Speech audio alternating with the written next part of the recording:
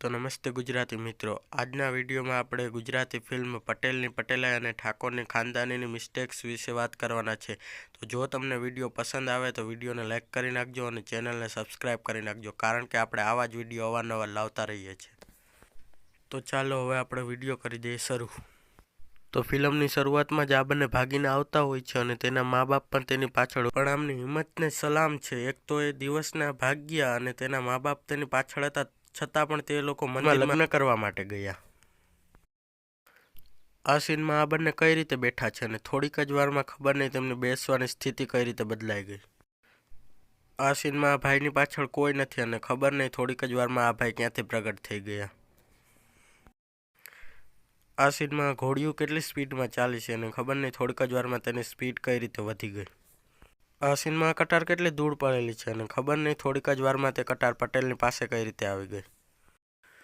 આ સીનમાં બાઇકના અરીસા કઈ રીતે છે અને થોડીક જ વારમાં ખબર નહીં તે અરીસા બદલી કઈ રીતે ગયા અને ફરી પાછા અરીસા હતા તેમના તેમ ફરીથી થઈ ગયા। આ સીનમાં આની પાછળ એક પણ જીપ પડી હોતી નથી અને થોડીક જ વારમાં ખબર નહીં જીપ ક્યાંથી આવી જાય છે।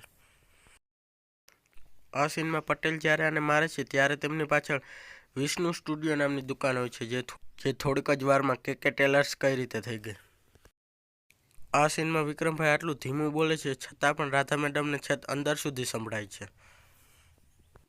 મારા માનવા અનુસાર જે રીતે વિક્રમભાઈ બોલે છે તે ઉપરથી આ ભાઈને પણ નહીં સંભળાતું હોય।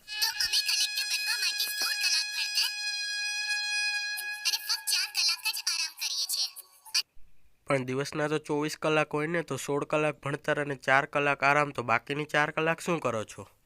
આ સીનમાં વિક્રમભાઈની બહેન રૂપલ તેની બાજુમાં જ ઊભી છે અને થોડીક જ વારમાં બેક કેમેરાથી તે દૂર જતી રહી છે, આગળના કેમેરાથી ફરીથી બાજુમાં આવી જાય છે। આ સીનમાં છોકરી પાસે પીળા કલરની ફાઇલ છે જે બહાર આવતા દુધિયા કલરની થઈ જાય છે અને થોડીક જ વારમાં ફરીથી પીળા કલરની ખબર નહીં કઈ રીતે થઈ જાય છે। આ સીનમાં આ કેલેન્ડર અહીંયા લાગેલું છે જે થોડી વાર પહેલાં વિક્રમભાઈને આવ્યા હતા ત્યારે રાધાની પાછળ, એટલે કે અહીંયા લાગેલું હતું, જે અચાનક ફરી કઈ રીતે ગયું। પણ કયો દોહો લખાભાઈ, જરા અમને તો સંભળાવો।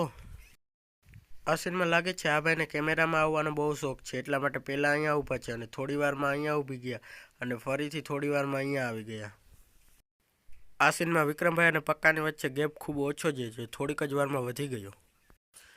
આ સીનમાં રાધા મેડમનો ડ્રાઈવર છે તે દરવાજા પાસે પહોંચી ગયો છે, છતાં પણ તેને આ ભાઈ આ બાજુથી આમ ફરીને આવ્યો ત્યાં સુધી પણ તેને હજી સુધી દરવાજો નથી ખોલ્યો। આ સીનમાં વિક્રમભાઈ ક્યાંથી પ્રગટ થઈ ગયા, જાણે કે તેમને ખબર જ હતી કે રાધા મેડમ ઉપર હુમલો થવાનો છે અને રાધા મેડમ અહીંયા જ આવશે। આ સીન જોઈને મને આ ભાઈ ઉપર ખૂબ તરસ આવે છે, એટલે પહેલાં તો એણે પટેલ એટલે કે રાહુલના હાથનો માર ખાધો અને હવે વિક્રમભાઈના હાથનો માર ખાય છે।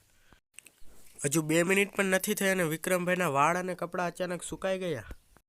આ સીનમાં વિક્રમભાઈ રાધા મેડમની જમણી સાઈડ ઊભા છે, જે થોડીક જ વારમાં ડાબી સાઈડ કઈ રીતે આવી ગઈ એ કંઈ ખબર ના પડી। આ સીનમાં વિક્રમનો કાકો અને આ ભાઈ બંને અહીંયા ઊભેલા છે, તો થોડીક જ વારમાં ઇન્સ્પેક્ટરની જગ્યાએ આવી ગયા અને ભાઈ ખબર નહીં આ ભાઈને શું પ્રોબ્લેમ છે, નહીં એટલે પહેલાં અહીંયા ઊભા હતા, જે થોડી વાર પહેલાં રાહુલના કાકા પાસે ઊભા હતા અને હવે ફરીથી હતા ત્યાં આવી ગયા અને આ ભાઈ પણ અહીંયા ઊભો હતો અને અહીંયા આવી ગયો। તો ગાઈસ, આ સીનમાં રાધા મેડમ સાથે 2 બોડીગાર્ડ છે, જે જ્યારે રાધા મેડમ ઉપર હુમલો થયો ત્યારે નહોતા, તો કદાચ જે બોડીગાર્ડ છે એ હુમલો થયા પછી આવ્યા હોય, પણ જ્યારે હુમલો થયો ત્યારે આ મેડમ ક્યાં ગયા હતા?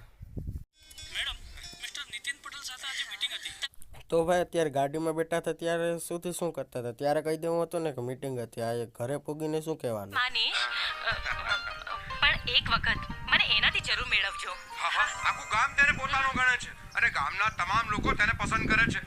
બેટા તું એકવાર જોઈશ ને તો તું પણ એને પસંદ કરવા લાગીશ। તો ભાઈ જુવાના ગામનો છે અને આખું ગામ તેને પોતાનો ગણે છે એ વાત બરોબર, પણ કોઈએ તેને જોયો નથી તો આખું ગામ તેને પસંદ કઈ રીતે કરે છે? તો દોસ્તો, આજના વિડીયોમાં ખાલી એટલું જ। જો વિડીયો પસંદ આવ્યો હોય તો લાઇક, શેર અને સબસ્ક્રાઈબ। મળીએ આગળના કોઈ નવા વિડીયોમાં।